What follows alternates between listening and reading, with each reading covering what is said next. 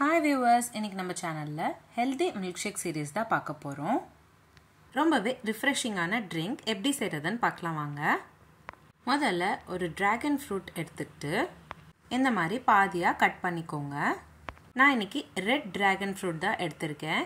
இதே மாதிரி உள்ள வந்து ஒயிட்டா கூட இருக்கும். இந்த மில்க் ஷேக் செய்யறதுக்கு நீங்க எந்த கலர் டிராகன் ஃப்ரூட் வேணாலும் நீங்க சூஸ் பண்ணிக்கலாம்.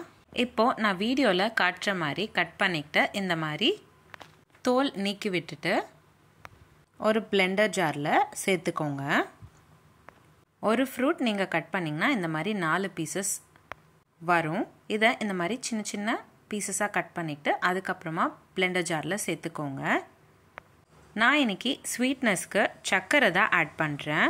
உங்களுக்கு தேவைப்பட்டால் ஹனி கூட சேர்த்துக்கலாம். ஒரு பழத்துக்கு 1/2 டம்ளர் அளவுக்கு பால் சேர்த்துக்க போகிறேன். அதாவது 150 ml பால் சேர்த்துக்கிறேன். முதல்ல பிளெண்டர் ஜாரில் டிராகன் ஃப்ரூட் கட் பண்ணதை சேர்த்துக்கிட்டு அதுக்கப்புறமா 150 ml பால் சேர்த்துக்கோங்க.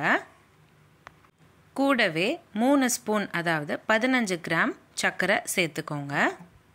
நல்லா பிளெண்ட் பண்ணிவிட்டு அதுக்கப்புறமா ஸ்ட்ரெயின் கூட பண்ணிக்கோங்க. அவ்வளோதான், சிம்பிள் அண்ட் ஈஸியான அதே சமயம் ரெஃப்ரெஷிங்காக இருக்கக்கூடிய dragon fruit milk shake ready ஆகிடுச்சு.